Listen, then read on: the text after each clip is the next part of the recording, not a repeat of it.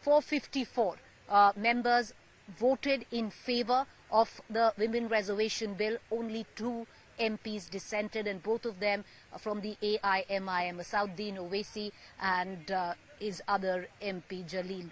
But let's take you now to a face-off that we recorded just about 20 minutes ago between 2 women who spoke, very feisty on the floor of the House yesterday. Both Lok Sabha MPs, both, coming together on the fact that they want women reservation. However, both differ on the bill. Listen in.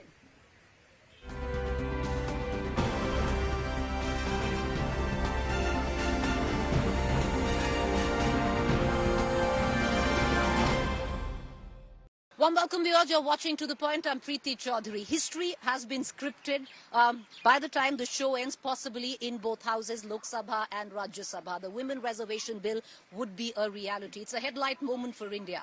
But what lies ahead is a long, protracted journey.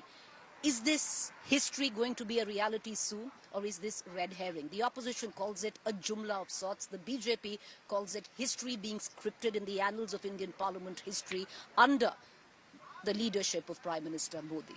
I have 2 women with me, 2 MPs who poured their heart out, spoke vociferously on the floor of the Lok Sabha yesterday. From the BJP, I have Lok Sabha MP Aparajita Sarangi. From the TMC, I have Kakoli Ghosh Dastidar.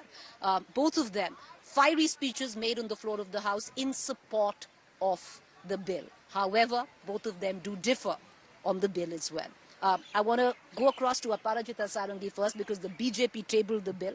Aparajita Sarangi, a headlight moment for India, but so many other questions as well. Reality or red herring, ma'am? A very good evening.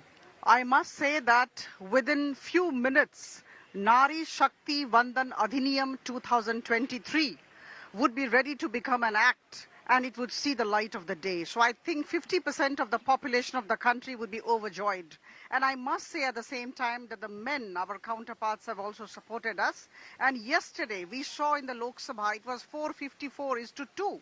So it was overwhelming support for the proposal of Prime Minister Modi. The first day we entered into the new Parliament building, Prime Minister Modi, in fact, introduced the bill and made an appeal to all, cutting across party lines, to come forward. And in the interest of the women of the country, he made an appeal to actually get this passed. And yesterday we saw the result. Everyone is entitled to his or her own opinion. Yes, we listen to everybody's opinion, but at the end of the day, we could pass the bill, and today I think it will see the light of the day in Rajya Sabha too. So I think it is a historic moment, and we need to thank Honorable Prime Minister and the entire team for making it possible. For the past 27 years, something which had been pending has been actually translated into reality. The journey started in 96 and now we are in 2023. So it is a historic moment. There's a lot that one needs to read in because there's a clause in the bill which says only implemented after delimitation. Now, we are going to see the census take place in 26. Then we are going to see the delimitation. And mind you, something to chew on. It took 2 years for Jammu and Kashmir to complete delimitation. How much will it take, for delimitation to be completed across India? Not just that. The South states will have already raised apprehensions on delimitation. So are we actually going to see light of day where this bill is concerned? At least till 2029, it doesn't look like. Many would suggest not even till 2030. But having said that, there's also talk of a quota within a quota, the demand for OBC, the demand for Muslims to be included in the quota as well. But Kakoli Dastidar, I'm going to bring you in. A fiery speech you made on the floor of the parliament. And I have to say, somewhere down the line, the TMC has put its money where the mouth is because you've given maximum reservation to women in itself, where it comes down to it. What are your apprehensions? Why do you call it a jumla? See, right at the onset, there's a lot of controversy regarding the name of the bill. It's actually the 128th amendment of the Indian Constitution bill. But some of the treasury benches, the speakers, while they were speaking, they said this is Nari Shakti Vandan Adhiniyam. So we are confused regarding the name because what goes on the paper tabled is the name of the bill. So how can they, be contradicting themselves? It's a constitutional amendment bill, but here they say it's Nari Shakti Vandan Adhiniyam. So you have to first raise a question at what they are trying to say.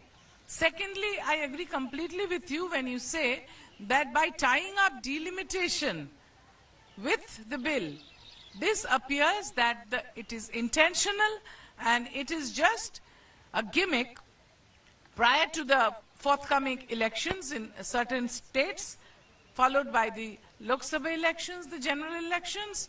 The women of the country are being taken for a ride. This will really not come through in the forthcoming 1 or 2 elections, because first delimitation has to take place and then only the bill will come into effect after it becomes an act today, if it does. And then what I would like to say is that, those states which have been performing very well as far as reproductive health care is concerned, whereas women empowerment is concerned, they would really have no representation. So the person who does well, a student who does the homework well, gets 0 for the exam. That is what is going to happen. Those states which have been having children beyond the stipulated limit, so to say, they have 8, 10 children, they will have more population, and representing the increased population, there will be more seats. And like you said, the states in the south, they have been working hard on their numbers, on their health care, on their women's Population empowerment. control and by population population, the women are more empowered, they are more literate. And that is why they don't allow 8 children to come through. But states like towards the north, more towards the north, states like Uttar Pradesh, Bihar, the average might be 4 to 8 children per woman. So the population is much more. Delimitation will give them much more seats, many more seats. So this is unfair. That is what the common woman of India is understanding, that they have not been given justice through this bill. Well, but the Home Minister did touch upon the fact that the apprehensions of the South state will be taken care of. But important points that Ms. Dastidar has raised, I want to cut across back to Ms. Sarangi. Let's come on the credit wars, ma'am. I think it would be a little abrasive to take full credit. Yes, it's happened under the Prime Minister. He's got the timing right. The numbers we saw in Lok Sabha, 454 and only 2 dissenting MPs, that to be from AIMIM. One understands its history in the making. But let's hark back, ma'am. Let's hark back. 1987, the first committee made by Rajiv Gandhi, top recommendation was women reservation. 96 it came under Gowda. Let's not forget, in 2010, when it passed in Rajya Sabha, Sushma Swaraj came out and hugged Sonia Gandhi because Sonia Gandhi was a proponent of this bill. So it's been a collective effort in the making. Why try and take full credit for it? So I can only tell you that it's the collective responsibility for the passage of this bill, and this is in the interest of the women of the country. And it is heartening to find that everyone has come forward except 2. All the MPs have come forward to kind of say yes to this bill. But at the same time, I would say that ultimately the person or the government or the institution which translates the idea into reality must get the lion's share of the credit, as simple as that. See, on 12 September 1996, in the 11th Lok Sabha, Dev Gowda ji was the Prime Minister. At that point of time, this bill had come. And thereafter, one after the other, 98, 99, the 12th Lok Sabha, the 13th Lok Sabha, and thereafter, it could not be passed. And again, on 9th March 2010, as you can recollect, if we walked on the memory lane, yes, it was passed in the Rajya Sabha and Congress was in the chair. But at the same time, let me tell you very emphatically that at that point of time, it had backed 2/3 majority. And it had been passed in the Rajya Sabha, but Bharatiya Janata Party had come out in full support of the bill. We have always been with the women. But ultimately, there are 2 things, Preeti, which I would like to emphasize.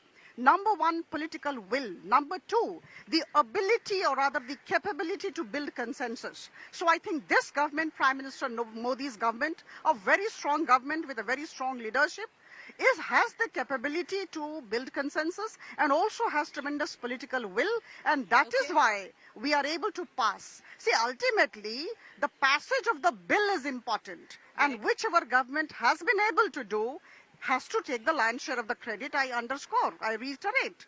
So that is why we are saying that we have to pass the bill. And thereafter, let me come to the two other issues. Administrative procedures and processes have to be followed. And we do not want a situation where there are glitches on the ground during implementation. So we have to be very careful. And the government of the country is run with tremendous sense of maturity. Now, as far as census is concerned, as far as delimitation exercise is concerned, why should we think it would take us to 2030? It would be completed maybe by 2029. And I would bring to your knowledge, or rather I would request you to recollect that in 2002, the 84th Amendment of the Constitution had taken place, and at that point of time it was very clear that there would be no increase in the seats of the Parliament or the Vidhan Sabhas till 2026. So the delimitation exercise would take place as per the procedure, and census could not take place because of